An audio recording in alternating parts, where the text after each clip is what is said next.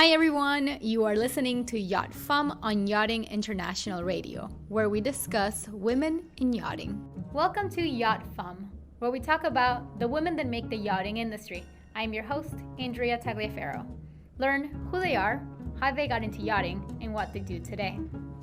Meet Mirta Lupi, retail charter broker at Fraser Yachts. Mirta works arranging experiences designed to give wealthy people the ultimate luxury experience on board yachts. She works at one of the leading brokerage companies and yacht service providers in the world, Fraser Yachts. Mirta's Italian and grew up between Italy and France. In 2004, she got hired as a translator at Rodriguez Group, a yacht brokerage company based in Cannes. She worked her way up the ladder from receptionist to broker assistant, yacht sales broker, and then finding her passion as a retail charter broker at Fraser Yachts, Monaco. Hi everyone, thank you so much for joining me again on YachtFemme. I am very happy to introduce you to Mirta Lupi. She's a retail charter broker based in Monaco. She's going to give us some insights into who she is, what she does, and her journey, but she's also going to fill us in with what is her role, what does it mean to be a charter broker, and many of the other vocabulary that you might have heard or not about that position. So, hi Mirta, thank you so much for being here. Hi, thanks to you for inviting me. Before we dive in, can you give us a little bit of background, who you are, where you're from, and what is your role in the industry? I am Italian. I come from a small village which is not far from the border between Italy and France. And I'm a retail charter broker, which means I organize charter. I organize beautiful holiday for wealthy people. How did you even get to into that? Were you always surrounded by yachts? Was it, I don't know, the sea calling you or something? Or how did you land into the yachting industry? As many people in this industry, I just arrived by chance. It was a love for the sea I had since I was a kid. But I was a tour guide in the Principality of Monaco, and I was only working for 6 months during summer. And every year I was trying to find either a new job or doing new experiences or traveling the world. And one year I got the opportunity to start working in winter for a company selling yachts, which was Rodriguez Group. And I was supposed to start and to work as a receptionist, doing some translations, opening the door, making coffee. And I started with a 6 months contract and I was supposed to leave. And I fell in love about yachts and I started my career and I stayed 6 years. Tell us a little bit more, what is a charter broker for those that are not in the industry? I know there's people that sell the yachts, people that do the charters. So can you just tell us what it is that you do? Yes, so let's say my job starts when I got a call or an email from a client asking me to find for him, his family, his friends, every client is different, the perfect yacht and of course the perfect crew. He gives me normally some criteria to follow. I go into the system, I try to find the best options for him, send this client a selection and try to inform him and to give him all my personal information, my personal notes, what I think about a crew, what I think about a boat, why is this boat perfect for him? And in this moment, the client will send me his preferences.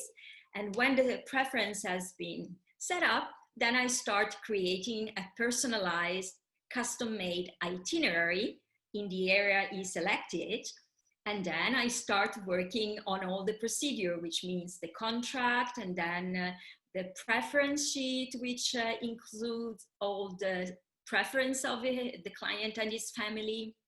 and also, let's say, what they want to eat, which is the activity they want to do, what they like, what they don't like as well. And then this goes on until the day in which the client starts the charter, and I will be there waiting for him and his family in front of the boat to welcome him and let's say wishing them the best holiday they can have. And So then you, I continue. Yes. oh, I was gonna say, do you travel to all the destinations where your clients? Oh, I did not know that. Okay. Yeah, I try to. I try to, if I'm available, because sometimes I have two charters starting the same day in two completely different locations. One is far away from the other. So I normally try, if I don't do the embarking for both of them, I try to disembark them. At least I choose which one I embark and which one I disembark in order to make sure that everything goes well. I'm not obliged, but I do. I feel more comfortable and I feel more professional doing that because the client can really rely on me and I can check that everything is perfect for him. You said you started as an assistant and I guess reception and translator. From what firm did you start out and what firm are you working on now? So I'm working for Fraser now, which is one of the biggest in the world and most successful as well. I started with the Rodriguez Group, which was a company based in Cannes, in south of France, and they were selling boats. So I started in the sales department, of course, receptionist, then I became sales assistant, then I became sales broker. Then I moved to Burgess, again as a sales broker, but my dream was always charter.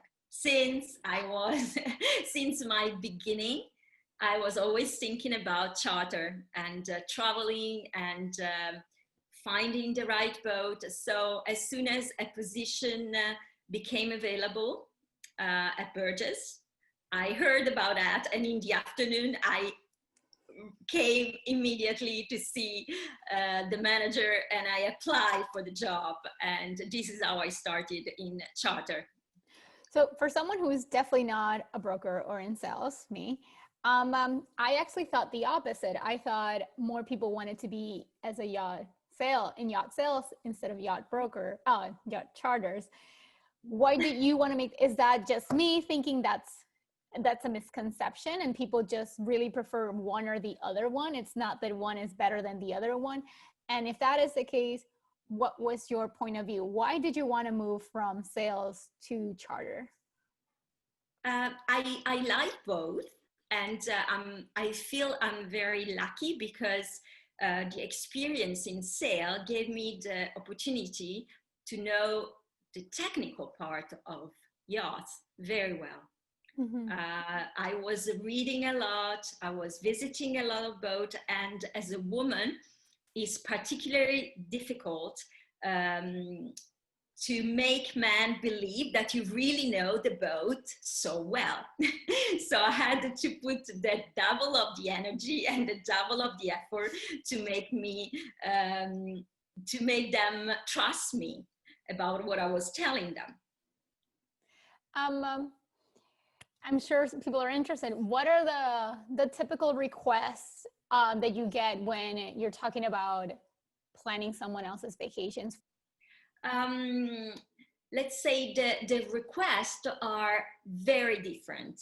I have people asking for a family holiday, having small kids, so they want something very comfortable with a lot of volume, a very family-friendly crew, and they want to relax. Then I have party boys and girls, like group of young people wanting to, let's say, to discover the most famous location and also to enjoy the best restaurant and disco during the night. And of course, they want a young, very funny crew They want music, they ask for DJ, and they ask for special water toys where they can have a lot of fun. But I also have some football players, which are a big number. I have quite a lot of them. And some of them, they just cruise with a family, but some of them, they want to be under the spotlight, because then with that, they can take picture, put them on Instagram. And so they ask me for very nice boat with a lot of water toys, but also with shiny color, very sporty, and it's quite nice. They have a lot of fun when I embark them, especially in very popular location like Sardinia. This is one of the favorite location of football players, Sardinia and Ibiza. And when I embark them on the pier, before I arrive, there are a lot of fans waiting for them to take picture, and it's quite funny. So you were saying for football players, they're really fan of Ibiza and Sardinia. What are the most popular charter destinations? Let's say, I know things have changed, but let's say the popular traditional ones, and then we can say which ones have now come up and are now becoming very trending. Yes, the traditional one are for summer, our summer in Europe. They are the Mediterranean. So let's say south of France is quite popular. So everything which is Monaco, Cannes, Saint-Tropez. Then Sardinia and Corsica, which are really nice and natural, but also fun during summer. Another very popular location is south of Italy with the Amalfi Coast, Capri, Napoli. They are really amazing on board of a boat. Same as Sicily with the small island, which is amazing. Croatia, which also have very nice highland, and landscape is very nice for boat, sailing yacht and motor yacht. Greece and Turkey, and of course the Balearic Islands with Ibiza, Palma de Mallorca, Minorca, and Formentera, of course. Got it. So those are the popular ones. I've always heard the Met was, where people actually move. You see a lot of boats in Florida getting ready for the Met season. But you were saying, you had mentioned to me before that new destinations were popping up, and now people were looking more for exploration instead of just the relaxing that they can actually get through these vacations. So what kind of spots are we talking about? We are talking about Galapagos, for example. And a lot of people, they ask about Asia, Thailand, Maldives are also coming very popular, especially in winter, our winter. The traditional location in winters are Caribbean, Bahamas, BVI, but now we are getting more and more into those other locations. And people are, especially in Galapagos, for example, they are trying also to discover them on board of different kind of yachts. They are not talking about traditional yacht, but the famous explorer yacht, which are not going as fast as other boats. They have big volume, they are pretty stable, and they are really for people who wants to enjoy, relax, and not staying out and having fun and be under the spotlight, let's say. How do you become familiar with these destinations to be able to tell your clients, this is what I suggest for you? Are you taking on these trips as well? How do you, I don't know, familiarize yourself, especially with new places popping up? Like, I'm sure you've been on your own to Sardinia and Mallorca and all of those, but how does that work? Let's say that this is part of my routine, trying to always read and get new information. Captains are also very, very good for us because we can talk to them, they can explain to us, they can explain to us how a particular destination, how a particular itinerary can also match on board of a boat, because it's completely different to go on a holiday and to rent a villa and to go on holiday and to be on board of a boat. Uh-huh. And also we have some farm trip. Now, unfortunately, with COVID, we are not allowed anymore to travel so much, but part of our life, which is a very good part of our life, a very funny part of our job, is to be invited on farm trip. So that's family trips. When you say farm trips, that means what? Is familiarization trip. Familiarization trips, okay. Yes, which means that the owners of the boat, they, together with the manager of the boat, the fleet manager, and the captain, of course, and the crew, they organize once a year a FEMME trip for a group of charter broker, which means we go on board and we spend sometimes 3 days, sometimes 1 week, sometimes just a couple of hours, and we are like guests. So we have really the feeling of how our guests will be treated. We get to try the food, which the chef are very important as well.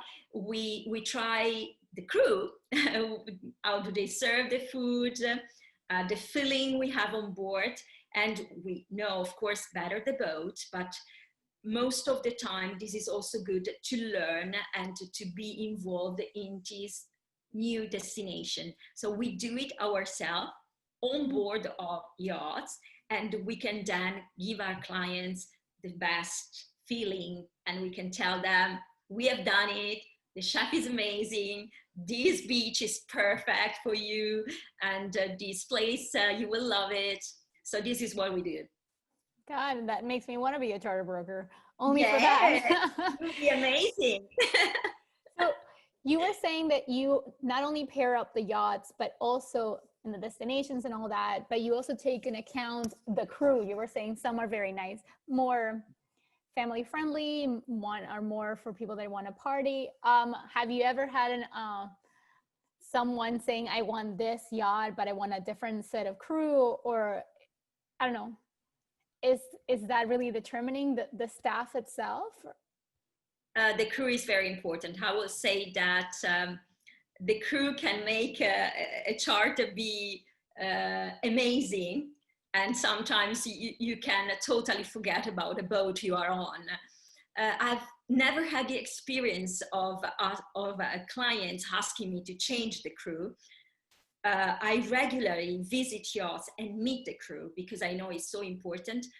But something I had, it was having repeat clients renting the same yacht just because of the crew. I'm a little bit curious. You were saying that you have a very different range of clients, from family, celebrities, some that want to be in the spotlight, some that actually do not want to be in the spotlight. So that's in regards to the clients. But when it comes to the yachts, are you told that you are only supposed to focus on 60 meters, or are you only supposed to focus on motor yachts or sailing yachts? Does someone tell you what yachts are you allowed to work on, or is it the other way around? You get the client first and then you see what's out there for them? Yes, this is something I really like about the company I'm working with. It's that they really leave me free to judge. And this is also a very good thing for my clients, because they know that I don't present them yachts because I have to. I really present them the right yacht, what I believe is the right yacht for them. So I'm totally free. I have no restriction.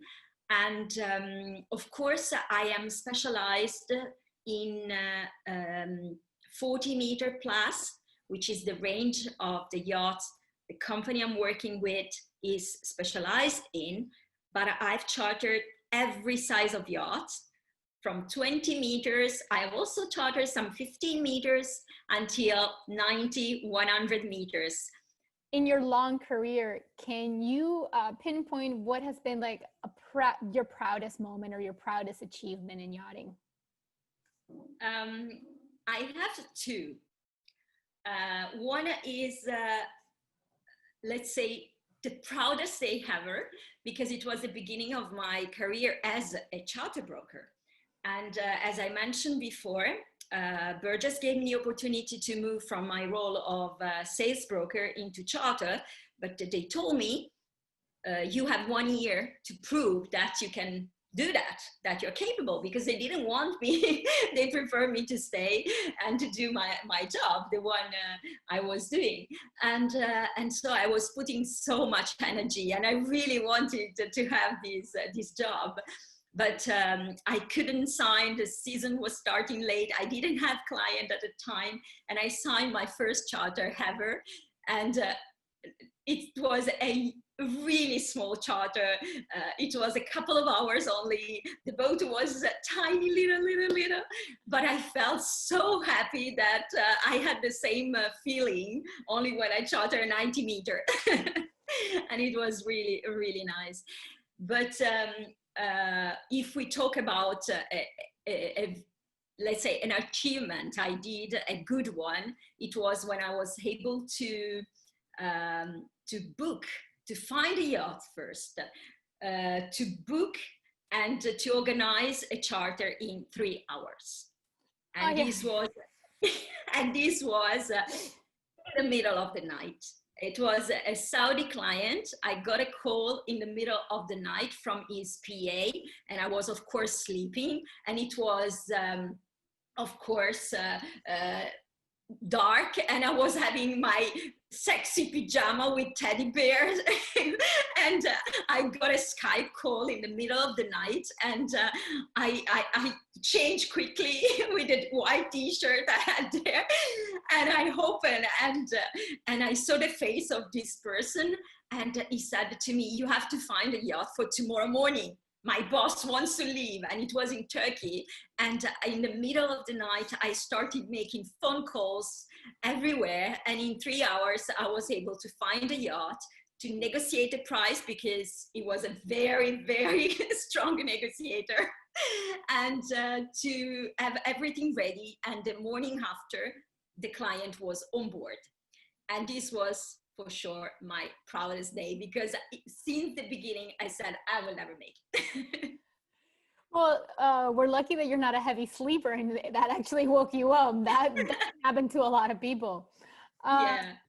And now for my favorite question of the podcast is, so if you could go back 15 years ago, first day of you're starting in the industry, do you have any advice for yourself? Anything you wish you had known back then? Yes, always to, let's say, to rest humble, which is very, very important. To be trustful, because trust is always very important in this kind of job. To make the client feel unique, always. And don't think about the earning part, to present the most expensive yacht, to present the one which makes you earn more money or makes you more happy. Just focus on the client, and this is what pays a lot. And this I learned with the experience. And it's very, very important never to give up, even if you don't find a yacht, even if maybe when you find a yacht and you feel good and you have negotiated the price and everything is going perfectly, then the owner calls you and say, "No, I don't want to charter anymore. I want to use the boat for myself." And you feel like the world is going down because you have to inform your client, never give up. There is always a solution. And if you do it and make with passion, and you put all your energy in that, this will pay, and the client will never be upset with you, because this is something can happen all the time. Yeah, that doesn't sound very nice. It's normal. Mirta, thank you so much for all your information. You're definitely a wealth of knowledge. We learned a lot today. Thank you so much for taking the time to talk to us. Thank you. It was a pleasure and an honor to be part of your very nice podcast. Thank you. And guys, All her information will be found in the description, so don't worry, you can start connecting with her on many different social media platforms and her email, and check out the company she works for. It's really cool. So thanks again, Mirta. Thank you, and I'm waiting for you in Monaco to have a proper guided tour. Oh yeah, the day that we can get back on the plane. Oh my God, so excited. Okay, have a good one. Bye. You too, bye-bye. Thank you so much for listening to YachtFemme. If you like what you heard, please like, subscribe, and comment. Your comment will help us reach a broader audience. And don't miss the next episode. Bye!